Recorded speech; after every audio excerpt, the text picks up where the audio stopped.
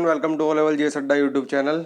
ये बजट के कुछ इंपॉर्टेंट क्वेश्चन हैं जो कि आर ओ 2016 एग्ज़ाम जो होने वाला है आपका 13 सितंबर को, उसमें आने वाले हैं।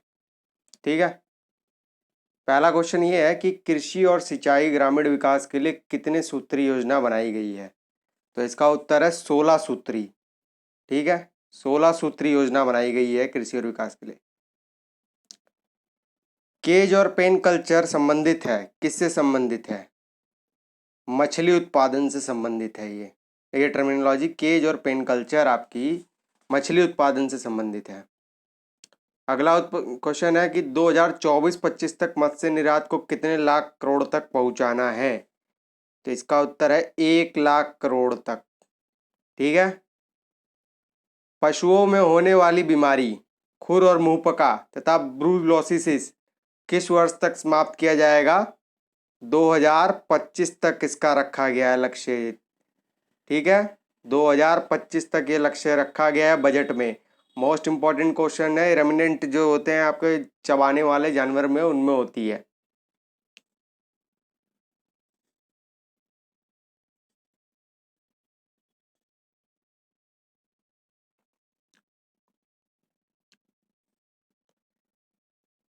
अगला क्वेश्चन है आपका फिर से कि पेस्ट और डेस्पेस्टिस रेमिनेंट नामक बीमारी जिसको वर्ष 2025 तक समाप्त करने का लक्ष्य रखा गया है, किस जानवर से प्राप्त होती है? ठीक है, किस जानवर में होती है? ये भेड़ और बकरियों में होती है। आपसे इसका संबंधित जो संस्थान है वो मथुरा में भी आपको पता होगा। ठीक है, अधिकांश जो पशुओं के जो संस्थान है वो आपके मथुरा में ही है। ठीक है। अगला क्वेश्चन है फिर, दूध प्रसंस्करण क्षमता को 2025 तक 53 मिलियन टन तक लाना है। कितना एमटी है, किस तरह तक पहुंचाया जाएगा?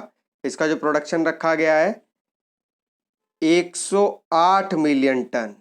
ठीक है, 2025 तक 108 मिलियन टन इसका लक्ष्य निर्धारित किया गया है केंद्र सरकार द्वारा दूध का। टीबी हारेगा देश जीतेगा अभियान के तहत किस वर्ष तक तपेदिक ट्यूबरक्लोसिस बैक्टीरियम, इसकी फुल फॉर्म है, समाप्त करने की प्रतिबद्धता है आपकी 2025 तक। ठीक है, 2025 तक लक्ष्य रखा है। खास बात, यूएनओ ने तो 2030, डब्ल्यूएचओ ने, माफी चाहूंगा, डब्ल्यूएचओ ने तो 2030 तक का रखा हुआ है लक्ष्य। निर्विक योजना किससे संबंधित है? ये इंग्लिश में ही आपको टर्म देगा, निर्विक कैसे करके देगा। निर्विक योजना किससे संबंधित है? तो ये आपकी छोटे निर्यातकों के लिए बीमा कवरेज बढ़ाने के लिए है। जो छोटे छोटे एक्सपोर्टर्स होते हैं उनको बीमा इंश्योरेंस सिक्योरिटी प्रोवाइड कराएगा। ठीक है।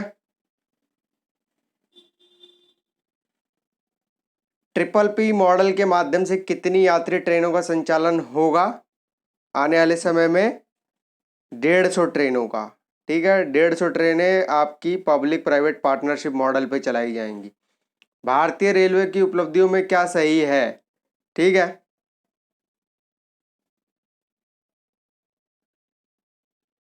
550 स्टेशनों पर वाईफाई सुविधा होगी, बिल्कुल सत्य है। देश में कोई मानव रहित क्रॉसिंग नहीं, बिल्कुल सही है। 27,000 किलोमीटर की रेल लाइन का विद्युतीकरण होगा, सही है। सभी इसमें सही हैं, इसे सत्य इंडियन रेलवे के रिगार्डिंग में सभी सही हैं। बजट 2020 के तहत 5 पुरातत्व स्थलों को विकास किया जाएगा, निम्नलिखित में से सही सुमेलित नहीं है। राखीगढ़ी हरियाणा में है, बिल्कुल सत्य है ये। ठीक है। शिव सागर असम में है, बिल्कुल सही है। धौलावीरा आपको पता है कि वाटर हार्वेस्टिंग टेक्निक्स के लिए भी जाना जाता है, गुजरात में। आदिनालाचूर गलत है, यह आपका गलत है। ठीक है। जनजातीय संग्रहालय की स्थापना कहाँ की जाएगी? ठीक है, इसकी स्थापना रांची में की जाएगी आपकी। जनजातीय स्थापना ट्राइबल संग्रहालय जो आपका म्यूजियम बनेगा, ये बजट के अकॉर्डिंगली है, मेंशन क्वेश्चंस हैं वो हैं। ठीक है, आगे बढ़ते हैं हम लोग। कॉरपोरेट ब्रांडों में एफडीआई की सीमा को 9% से बढ़ाकर कितने प्रतिशत किया गया है कॉरपोरेट ब्रांडों में? ठीक है, इसमें आपकी सीमा 15% तक कर दी गई है। ठीक है। कॉर्पोरेट ब्रांडों में एफडीआई, एफपीआई, माफ़ी चाहूँगा एफपीआई की, ठीक है, फॉरेन पोर्टफोलियो इन्वेस्टमेंट में आपकी सीमा 15% तक कर दी गई है। भारत कब तक बड़ी अवस्था बन है, अभी वर्तमान में कितनी बड़ी अर्थव्यवस्था है, ये आपके तथ्य कथन कारक में आ जाएंगे। तो ये पांचवी है, ठीक है, 2.9 ट्रिलियन के साथ। और ये ओवरकम करेगा तो जर्मनी को करेगा, मैं लास्ट वीडियो में आपको बता चुका हूँ आंकड़ों में।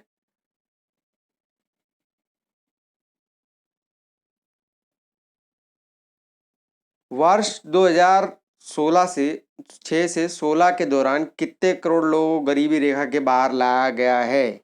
ठीक है, ये उस टाइप के डेटाज हैं जो कि बहुत ज़्यादा क्यूरियस होते हैं और एग्जाम में आ जाते हैं। 27.10 करोड़, 27.10 करोड़ लोगों को गरीबी रेखा से बाहर लाया गया है। भारत का प्रत्यक्ष विदेशी निवेश जो एफडीआई है 2014 से 19 के दौरान बढ़कर पहुंच गया। ठीक है, ये मोस्ट इंपॉर्टेंट क्वेश्चंस हैं। 284 अरब अमेरिकी डॉलर, ठीक है, 284 अमेरिकी अरब डॉलर हो गया एफडीआई 2014 से 19 के मध्य में।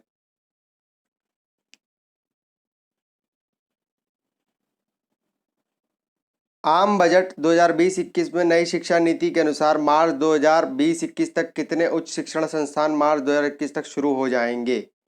ठीक है, ये ऐसे क्वेश्चंस हैं जो आपके कथन कारक वाले भी हल करवाएंगे आपको। 150, ठीक है, 150 इंस्टीट्यूशन 2021 तक शुरू हो जाएंगे। बजट 2018-2020-21 में ट्रिपल पी मॉडल पर कितनी स्मार्ट सिटी विकसित करने की घोषणा की गई है। 5, ठीक है। बजट 2020 में हेल्थ सेक्टर के लिए कितना बजट आवंटित किया गया है। हेल्थ सेक्टर के लिए 69,000 करोड़, ठीक है, 69 करोड़ रुपए आपका खर्चा किया गया है हेल्थ सेक्टर पे। बजट में कृषि सिंचाई के लिए कुल कितना बजट आवंटित किया गया है। इरिगेशन के लिए आपका 2.2 लाख करोड़, 2.2 लाख करोड़ आपका खर्चा किया गया है बजट में इरिगेशन यानी कृषि सिंचाई के लिए।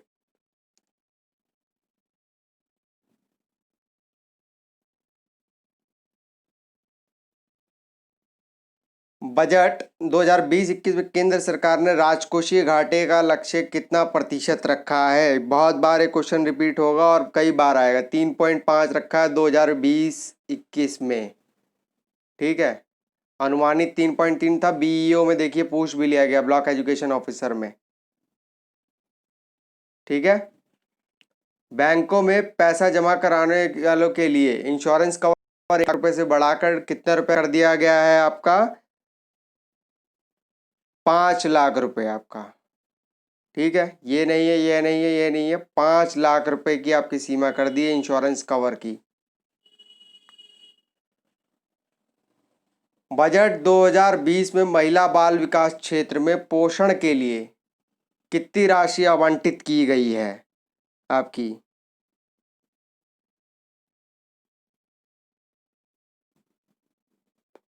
35,600 करोड़ रुपया आपका जो न्यूट्रिशन के लिए की गई है। 35,600 करोड़ रुपए निर्धारित की गई है। केंद्र सरकार द्वारा बजट 2020 में क्वांटम टेक्नोलॉजी के लिए कितना बजट आवंटित किया गया है।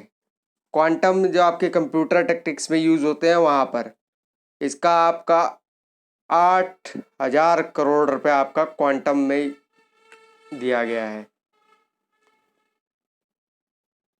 क्वांटम टेक्नोलॉजी में। ठीक है,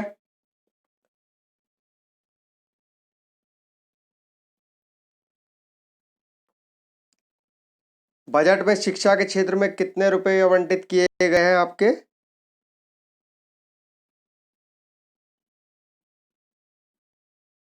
99,300 करोड़ रुपए आपके एजुकेशन पे हैं, जो कि अपने आप में सर्वाधिक भी है। एजुकेशन पे आपके 99,300 करोड़ रुपए हैं। ये डेटाज इसलिए हैं कि मैच द फॉलोइंग में करके पूछ रहा है, पेपर बहुत डायनेमिक बन रहा है।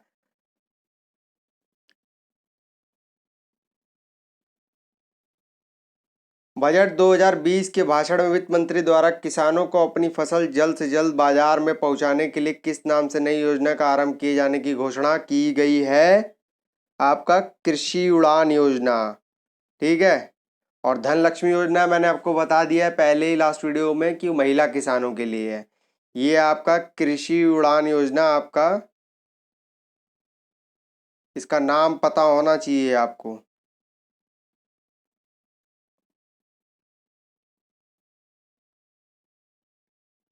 बजट 2020 के अनुसार कितने लंबे ट्रेन रूट को इलेक्ट्रॉनिक बनाए जाने की घोषणा की गई है? ठीक है। तो इसमें 24,000 किलोमीटर रूट को आपको प्योर 100% इलेक्ट्रिफिकेशन बनाने की घोषणा की गई है। ठीक है, इलेक्ट्रॉनिक रूट बनाने की घोषणा की गई है।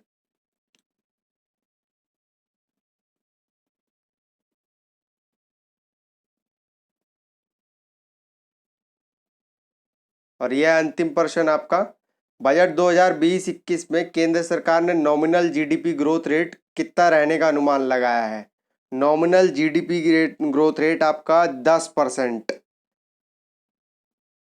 ठीक है, 10%। मैं फिर से बता दे रहा हूँ कि 2020-21 में केंद्र सरकार ने nominal GDP gross domestic growth rate 10% रहने का अनुमान लगाया है 2020-21 में। अनुमान वाले क्वेश्चन अब अक्सर पूछे जा रहे हैं, बीईओ के एग्जाम में काफ़ी अच्छा पूछ लिया गया। और इससे पहले जो एसीएफ का मेंस हुआ था फरवरी में, वो क्वेश्चन तो इकोनॉमिक्स के तो बहुत अच्छे क्वेश्चन पूछे गए थे, बहुत अच्छे क्वेश्चन पूछे गए थे पेपर 1 और पेपर 2 दोनों को मिला के। ठीक है, तो ये आप लोग का आर ओ यार 2016 जो 13 सितंबर को एग्जाम होने वाला है उसके लिए तो बहुत इंपॉर्टेंट है। फिर ये आपके बजट के आंकड़े हैं 2020-21 में कुल बजट 30,42,230 करोड़। ठीक है, पिछले बजट की तुलना में 12.73% की वृद्धि हुई है।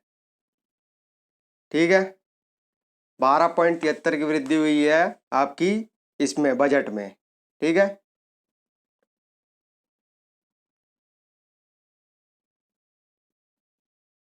30,42,230 करोड़, माफी चाहूंगा करोड़ में नहीं था वो, 30,000 पे आई। ठीक है, बजट की थीम थी आपकी ईज ऑफ लिविंग। ठीक है, ये कई बार एग्जाम में आ चुका है, माफी चाहूंगा आ चुका है नहीं, आए गए एग्जाम में, और अभी तक थीम वाले क्वेश्चन पूछे नहीं है पर इंपॉर्टेंट हैं काफी। ठीक है, बजट के 3 घटक निर्धारित किए गए थे, तीनों घटक क्रमवार देख लेते हैं। महत्वाकांक्षी भारत, सभी के लिए आर्थिक विकास, जिम्मेदार समाज, ये तीनों तथ्य इसमें रहे बजट के घटक में।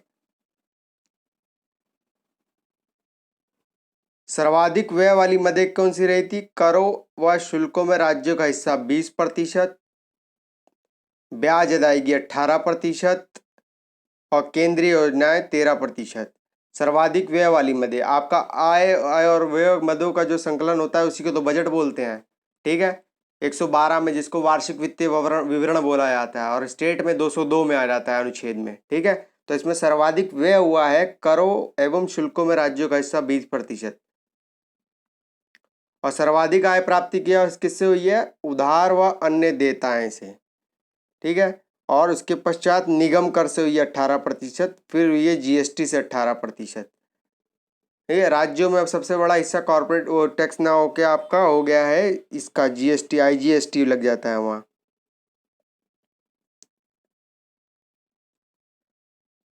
दो हजार बीस इक्कीस में राजकोषीय घाटे का अनुमान देखिए, मैं आपको एमसीक्यू में भी करवा चुका हूँ और ये भी है 3%, 3.5% का अनुमान है। ठीक है, खाद्य सब्सिडी में सर्वाधिक रहेगी आपका व्यय, सब्सिडी जो आपकी दी गई है सबसे ज़्यादा आपकी खाद्य सब्सिडी में हुआ है खर्चा। विवाद से विश्वास तक स्कीम की समय सीमा 31 मार्च 2020 तक थी और वर्तमान में से बढ़ाकर 31 दिसंबर 2020 तक कर दिया गया है। कारण आपको पता ही है कोविड के चलते भी ये हुआ है एक्सटेंड।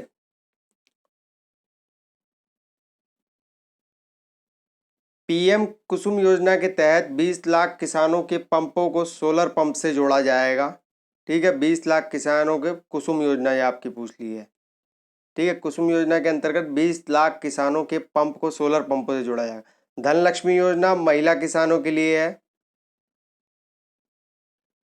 कृषि उड़ान योजना नागरिक उड्डयन मंत्रालय के द्वारा शुरू किया गया है। ये आपका सिविल एविएशन द्वारा, आपको मैं एमसीक्यू में भी करवा चुका हूँ। 2025 तक दुग्ध उत्पादन दुगना करना है। कब तक करना है? 2025 तक करना है। ठीक है। और टीबी का भी इसका यही कई लक्ष्य रखा गया, टीबी इरेडिकेशन। नई सागर मित्र योजना तटीय क्षेत्रों के लिए है, मछली पालकों के लिए नई सागर योजना। किसान रेल योजना महाराष्ट्र के देवलाली रेलवे स्टेशन के बिहार से दानापुर रेलवे स्टेशन के बीच पहली रेल चलाई गई। ठीक है, महाराष्ट्र के देवलाली रेलवे स्टेशन से बिहार के दानापुर के लिए चलाई गई थी, किसानों को मछली उत्पादन के संदर्भ में। ठीक है, ऊपर से तथ्य मैं बता दे रहा हूँ। नई सागर मित्र योजना के अंतर्गत तटीय क्षेत्रों के मछली पालकों के लिए किसान योजना रेल योजना महाराष्ट्र के देवलाली रेलवे स्टेशन से बिहार के दानापुर रेलवे स्टेशन के बीच पहली रेल चलाई गई। स्वास्थ्य क्षेत्र में 69,000 करोड़ का आवंटन किया है। देखिए, मिलान चिन्ह वाले क्वेश्चन आ जाते हैं, निम्नलिखित में से कौन सा सत्य है कौन सा गलत है, वे वाले भी क्वेश्चन आ जाते हैं इसमें। 5 वर्षों में अवसंरचना क्षेत्र में 100 लाख करोड़ का निवेश प्रस्तावित है। ठीक है, इंफ्रास्ट्रक्चर में। ऊर्जा और नवीकरणीय क्षेत्र में 22,000 करोड़ रुपए का आवंटन इन्होंने निर्धारित किया है बजट में। शिक्षा क्षेत्र में सर्वाधिक खर्चा जो हुआ 99,300 करोड़ रुपया। ठीक है, ये मैं आपको एमसीक्यू में भी करवा चुका हूँ। शिक्षा के सभी स्तरों पर लड़कियों का सकल नामांकन अनुपात लड़कों से अधिक हो गया है। जो आपका ग्रोस एनरोलमेंट रेशो होता है वो आपका लड़कियों का ज़्यादा, यानी फीमेल्स का ज़्यादा हो गया है मेल्स की तुलना में। ठीक।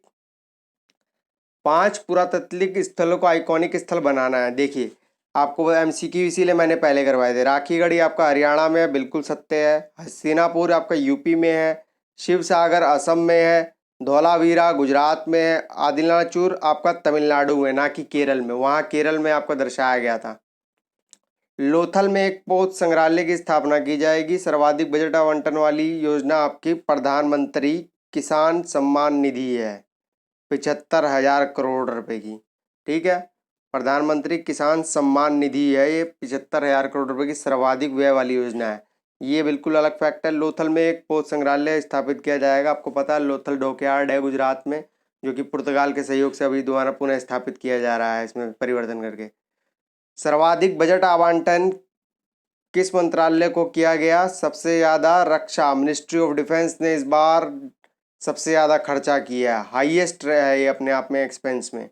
ठीक है, तो ये स्पॉन्टेनियसली सीरीज थी और शॉर्ट सीरीज थी, इस पर मैं पहले भी डिस्कस कर चुका हूँ, एमएसपी वगैरह दोबारा नहीं करूँगा। फिर भी एक मोटा माटी मैं आपको बता दे रहा हूँ, मल्टीपल रिवीजन हो जाएगी आपकी। धान का आपका 1868 रुपये है सामान्य धान का, और धान ग्रेड ए का आपका 1888 है। दोनों के मध्य देखिए 20 का अंतर है। ठीक है, चावल का आपका 1925 है, गेहूं का, माफ़ी चाहूँगा, गेहूं का आपका 1925 निर्धारित किया गया है। फिर बाजरा का आपका 2150 रुपया है। मूंग का आपका 7,196 रुपया है। ग्राउंड नट का आपका 5,275 रुपया है। ठीक है, और राग मेज़ आपका जो है 1,850 रुपया है। तो ये एक्स्ट्रा था, हालांकि इस पर मैं डिस्कस पहले भी कर चुका हूँ। तो ये क्विक सीरीज़ है, आप लोग देखिए एग्जाम में काफ़ी मार्क्स बूस्ट होंगे। इस टाइप की चीज़ें काफ़ी ज़्यादा पूछी जा रही हैं। तथ्य कथन कारक निम्नलिखित में से कौन सा सत्य है कौन सा गलत है। मिलान चिन्ह में पेपर का स्वरूप बदलता जा रहा है। बीईओ का पेपर देखने के पश्चात यही कहा जा सकता है कि पेपर थोड़ा सा तुलनात्मक रूप से टफ ही आएगा अन्य परीक्षाओं की अपेक्षा। बीईओ का पेपर देख के आप लोग समझ ही गए होंगे सभी लोग कि पेपर डायनेमिक होने वाला है। ठीक है, तो तैयारी भी डायनेमिक होनी चाहिए।